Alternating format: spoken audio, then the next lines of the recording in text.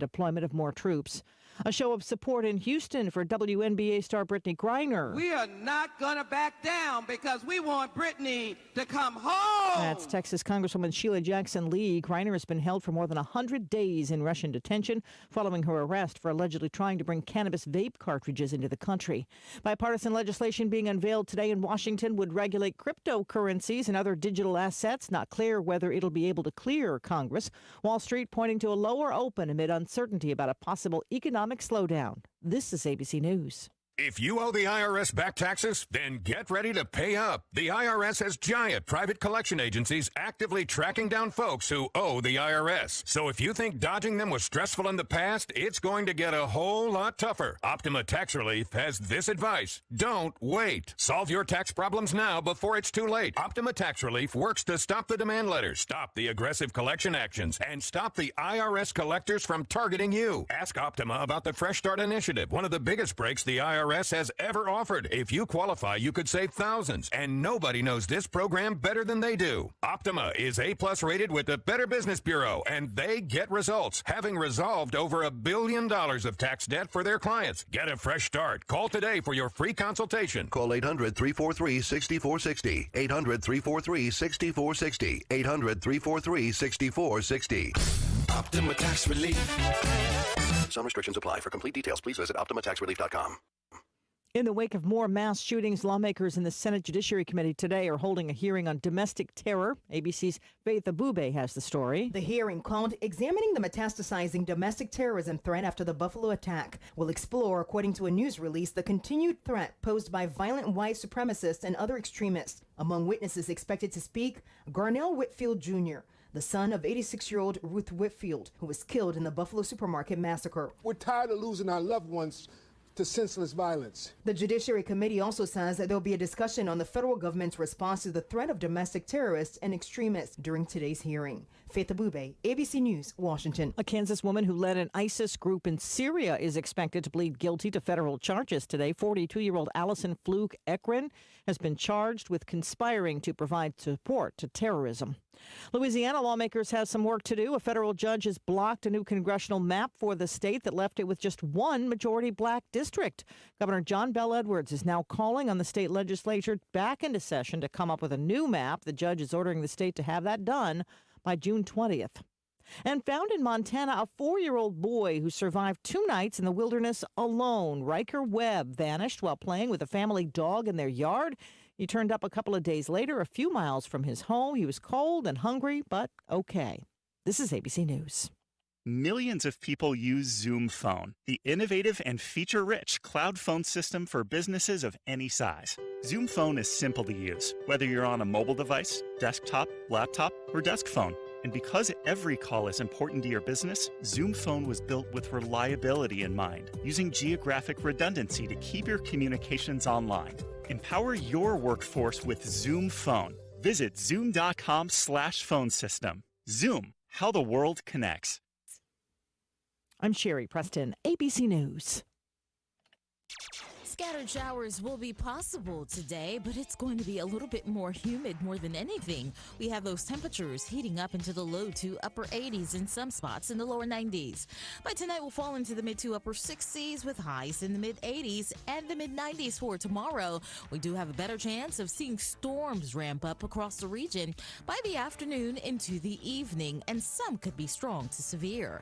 I'm meteorologist Peter Sherwood in the Weather Center.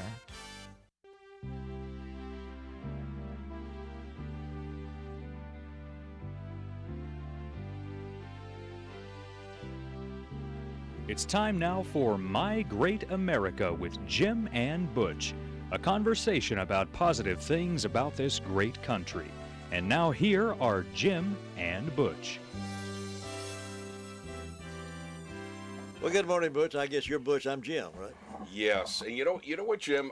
I love just sitting here. I always bring in this little plant. This plant is actually out there, but it just gives me joy to see it growing. Yeah, it does. It was a lot smaller, and people are taking care of it. And It just gives us a little ambiance here. I like that. Makes it aesthetically a little more beautiful, and it matches your green shirt today as well. Can I mention one thing before we get started? I've got one 10-pound bag of daily onions in the lobby. If anybody would like to have those onions, they can come by here and get them first come, first serve. For free? $10. Oh, 10. Okay. Now you'll learn a little bit. Fundraiser for the. I was about to give them away for free for some soul that needed them, but $10 is a great deal. Well, if somebody needs it without. And of course, it helps the local Republican Party, which is a great segue and transition into one little part that I need to get off my chest. I don't know where the origin of getting things off one's chest came from. But I do know that we're called to live truly, we're called to speak truly, and we're called to deliver truth in love. And I'm gonna do that right now, end with a scripture, and then we're going to get into the body of our program. There is a candidate running for sheriff who will go unnamed, who has chosen to perpetrate a lie. And lying doesn't become any candidate, and the person's name will be unnamed in this context. There are 3 people running for sheriff, and it's extremely important as voters in our county that we pick up the bright light of truth and we put it into the darkness of defaming, inordinate amount of just deception, and run into the darkness and say, this is not truth, and it's not truth for our county. I'll give you a biblical basis for this. You know what God hates? Read Proverbs 6:16-19. These are 6 things the Lord hates. Who's the Lord? The God of the universe, who made all things, in whom we live and breathe and have our being. 6 things the Lord hates. Indeed, 7 are repulsive to him. A proud look, the attitude that makes one overestimate oneself and discount others, a lying tongue, hands that shed innocent blood, a heart that creates wicked plans, feet that run swiftly to evil, and a false witness who breathes out lies, even half-truths, and one who spreads discord and rumors among the brothers. I want everyone to tuck that away. I've used it as a prism on my own heart this morning and said, Jesus, wherever any of those things are in my life, please take those cancers and irradiate it. Bring the chemotherapy of truth to those cancers. And we have lies that are being perpetrated in the county right now, including by a candidate for sheriff, saying that the Rutherford County GOP has been hijacked by a church, and that is not true. If you want to find the existential evidence of what truth is, the next meeting is on the 23rd.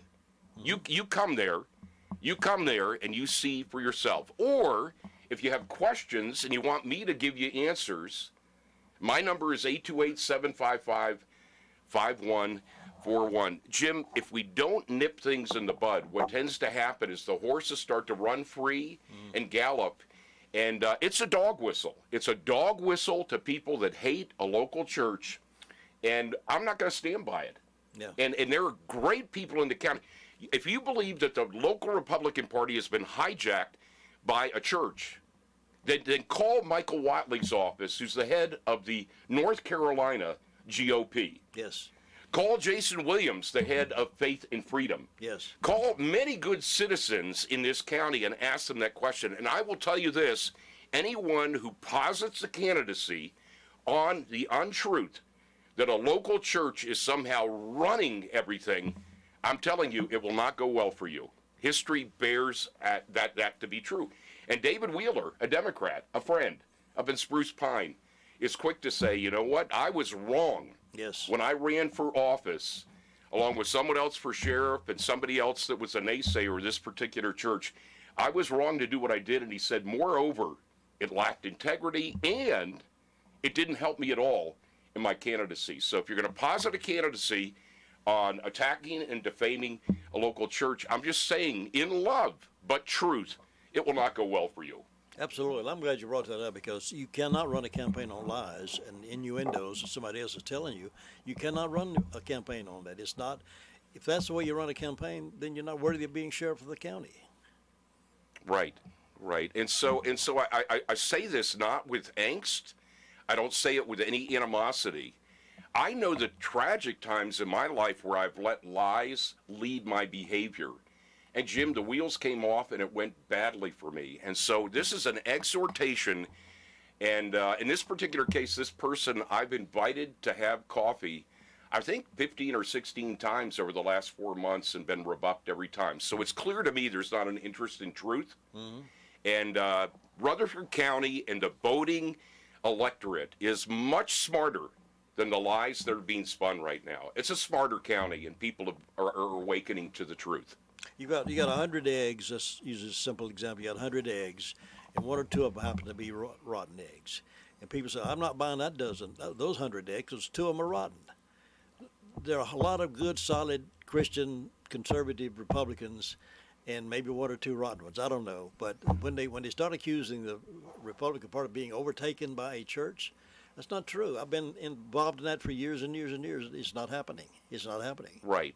And so with a heart that is humble in saying, Jesus, do the work in me so that I can do the work you've called me to. I got up this morning and I said, we cannot let cancer spread without bringing the chemotherapy and the radiation of truth. And God does not like it when we lie, when we bear false witness, or we perpetrate lies for the sake of some pragmatic political gain. Look, I'm not throwing stones, but I am offering a plea here to do the right thing. My grandfather used to say there's no right way to do the wrong thing, and it's simply wrong anytime. And I've been guilty of it before.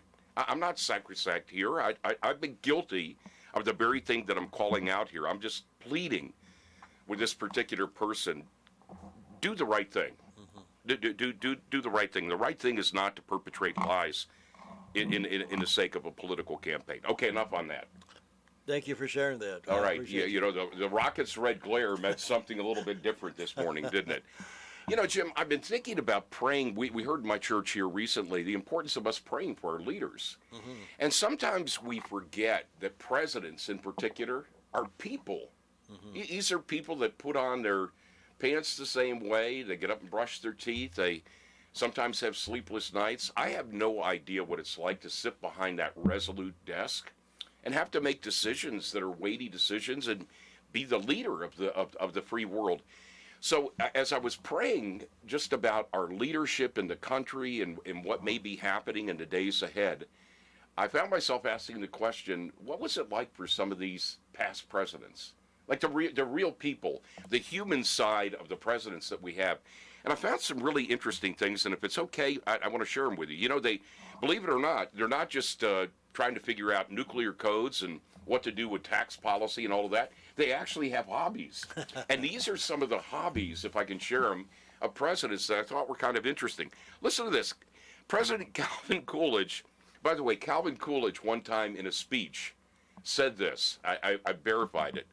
When unemployment rises, more and more people are out of work. So you know what? We need clarity, don't we? We need that kind of clarity these days. Anyway, he really loved riding horses, Calvin Coolidge, but he developed an allergy that meant he was unable to ride them. He got allergic. He had an allergic reaction. So when someone gave him a mechanical horse, he didn't see it as a joke. He put it in a dressing room right next to his bedroom at the White House so he could keep it close. He rode the apparatus regularly while wearing his hat in his bedroom, which amused his wife and their guests to no end. At the end of the day, no one had a problem with the practice because it let the president get some exercise. That's Calvin Coolidge. Can't you imagine that in the White House? Teddy Roosevelt, now this is going to anger people for the ethical treatment of animals. Yeah. I'm going to go ahead and pre-call that. We may get some phone calls. He tested his constitution by hunting every type of animal he could find on God's earth. He was a hunter. Yes. His true test as a hunter really came after his presidency when he took an 11-month safari through Africa. On that trip, Jim, he trapped or shot over 11,000 animals, which included about everything you can think of, from insects to elephants. And he then had the corpses stuffed as pieces of taxidermy, and you can see them in the Smithsonian Institution. Wow. That's the human side of him. Now, George Washington, when a person breeds a male donkey and a female horse, you know what they get? No. A mule. Mule. That's where mules come from. Yeah, it's a male donkey and a female horse. People frequently use mules as pack animals because they're hardy and they're obedient, both, Jim, and also because they eat less. They also weren't native to America before George Washington. After seeing how effective they were in Spain, our first president spent a pretty big chunk of his time breeding mules. The townspeople and local farmers of Mount Vernon joined Washington in his crusade, using George's animals to breed their own. So he was the father of a lot of things, including the whole mule enterprise here in America. Interesting. Thomas Jefferson loved to invent gadgets. When he wasn't leading a revolution, he was making gadgets. He helped advance the science of agriculture by inventing a plow that was easier to pull. He also created an updated sundial in the form of a sphere. But the greatest work may have been to help out American spies during the Revolutionary War. He invented something called the wheel cipher, Jim, which was an iron pin containing 26 spinning wooden discs that could be used to decipher coded messages. That way the British couldn't read any intercepted spy messages from the Americans. Isn't that great? I love that. Brilliant. And then just a couple more. America, through the Civil War, helped end slavery, but Lincoln knew his way around a wrestling mat, if you can believe it. When he was a child in New Salem, Illinois, Lincoln learned to grapple and got quite a reputation after beating a local bully. Even more impressive was that he had this ability to be involved in all kinds of tough political wrestling. His opponent, Stephen Douglas, used his knowledge of Lincoln's wrestling tales to prove that he knew him well. When Lincoln ran for presidency in 1860, the mentions of his wrestling skill came up again, only this time he won the election. In the end, it became part of Lincoln's legend, portraying just how strong and righteous he was. Two more quick ones. FDR loved detective stories. And despite his adoration of the genre, he had a problem with just how formulaic the stories were. So he started thinking of his own plot, which he discussed with his friend Fulton Oursler, a magazine editor. They came up with a plan to take some of the best authors of the era, giving them FDR's plot, but write it as a round robin. The idea was to have each author write a chapter of his idea that would leave out the protagonist in a dangerous situation the next author would have to write him out of. While the book was published in 1936, it actually ended on a cliffhanger that wasn't resolved until 1967, when the creator of Perry Mason, Erie Stanley Gardner, tied everything up together in a concluding chapter. The book is titled The President's Mystery Plot. Oh, Isn't that interesting? And one more. Our 43rd president wore many hats in his time.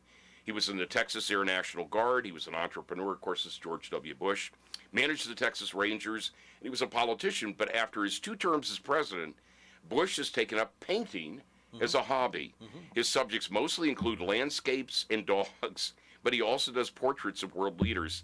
He says, more than anything else, he really loves to paint dogs.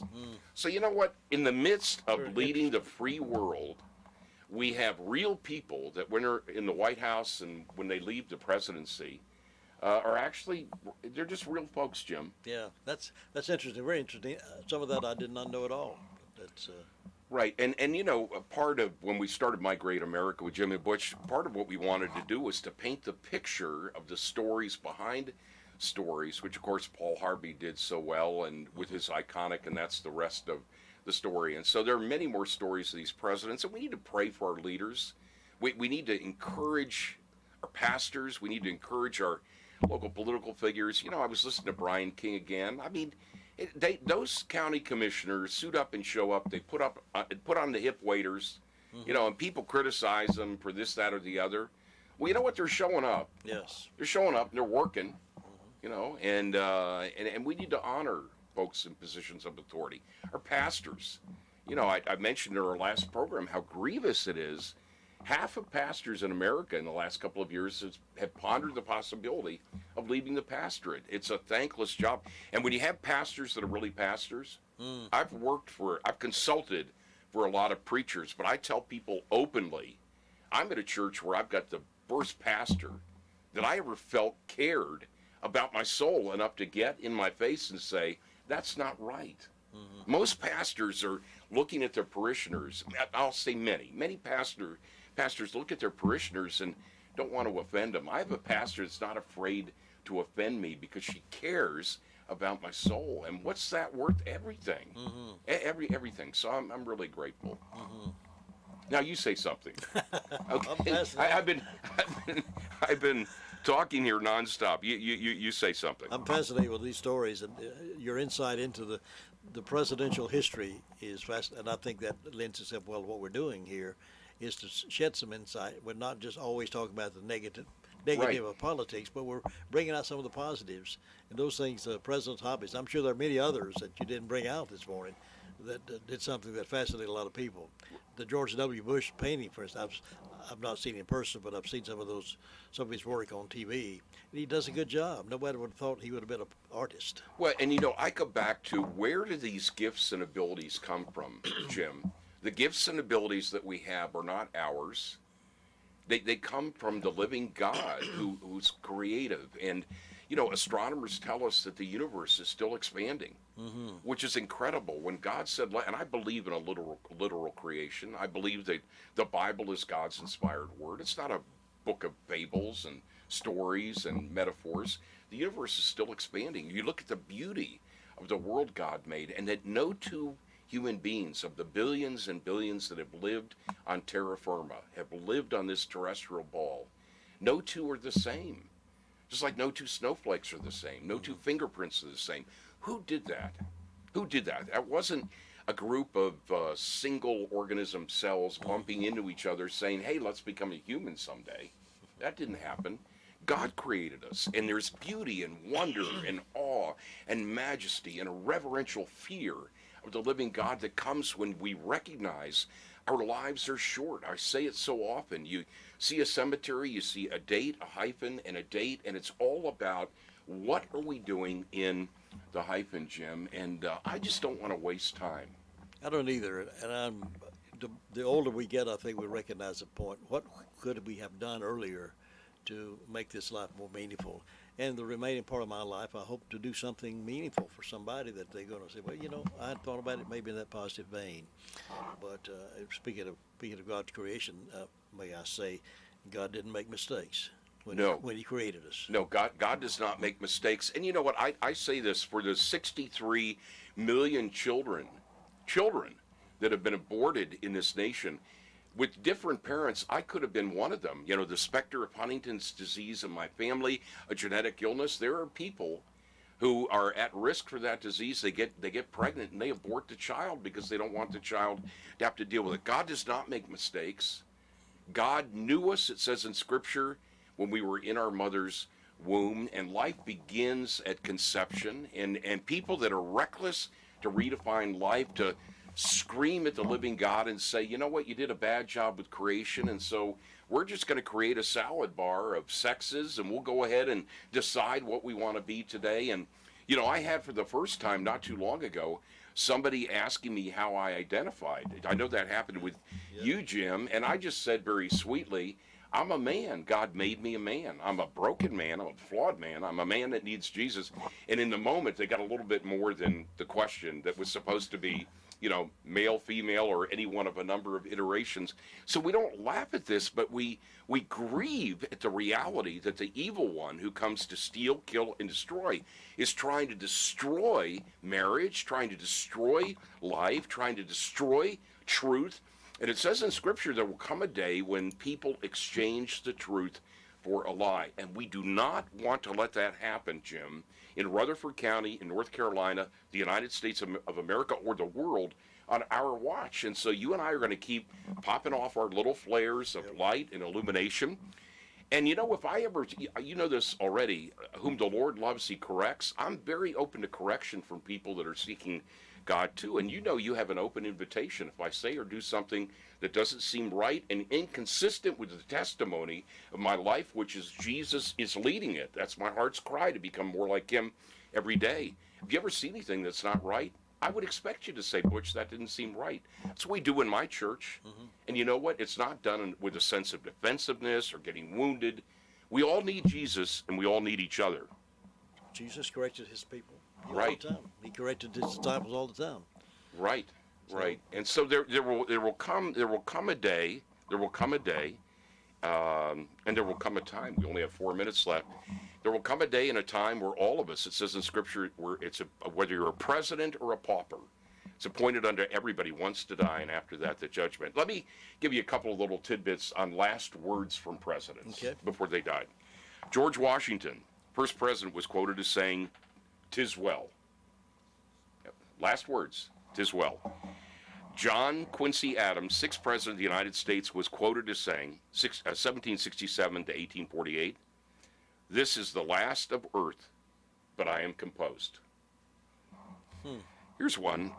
James Polk, 1795 to 1849, before his death, the 11th president of the United States reportedly said, "I love you, Sarah, for all eternity. I love you." Those were his last words. He said it to his wife, who was at his side when he died of cholera at age 53. Zachary Taylor, 1784 to 1850, 12th president of the United States, was quoted as saying, "I regret nothing, but am sorry that I am about to leave my friends." He died of complications from gastroenteritis at the age of 65. Dwight Eisenhower, I was named for him. My real name is Dwight. I was named for D.L. Moody, Dwight L. Moody, Moody Bible Institute, and Dwight Eisenhower. I was kind of in that generation. 1890 to 1969, 34th president of the United States, was quoted as saying, before he died, "I want to go. I'm ready to go. God take me." Boy. Eisenhower had been suffering from heart failure and is believed to have died of a coronary thrombosis. That's a blood clot obstruction, of course. It triggered a heart attack, but isn't that incredible? Sounds like a general that knew where his life was and had it ordered. Like he was ready to go. And two more quickly. John F. Kennedy, 1917 and 1963. Of course, we know how he died. The 35th president of the United States was quoted as saying as his last words, "No, you certainly can't." That was in response to Jacqueline Kennedy, who reported that her husband's reply was that to a statement made by Nellie Connally, the wife of Texas Governor John Connally, who asserted just moments before the assassin's bullet, "Mr. President, you certainly can't say that Dallas doesn't love you." Wow. And John F. Kennedy's last words were reportedly, "No, you certainly can't." How about that? We don't know what's going to happen in a moment, Jim, and we need to live lives not guarded in the sense of not being prepared to get into the battle or get into the fight, but we need to know, what have we done with Jesus? And then the last words of the 37th president of the United States, Richard Nixon, 1913 to 1994, he was quoted as saying, "Help. Help." Nixon was reported to have called out to his housekeeper. He suffered a stroke at his home in Park Ridge, New Jersey. Damage to the brain caused a cerebral edema, a swelling. Nixon slipped into a coma and died the next day. This is not to be morose, but it's to try to paint the picture, Jim. We're all humans. It says in Scripture that our lives are like the steam off the cooking pot. We're like the flower of the grass that's planted, it grows, it blooms, and it dies. And more than anything, if we want to make America great again, we need to start by cultivating the garden of our heart, our spirit, and our soul.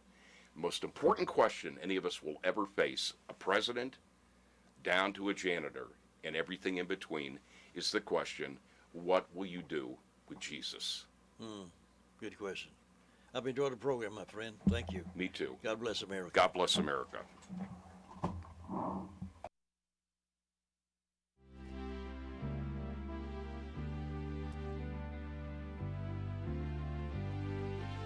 Thank you for joining us for My Great America with Jim and Butch. Join us each Tuesday and Thursday morning at 9:05 for this enlightening program on 100.9 FM and 590 AM. It's My Great America with Jim and Butch.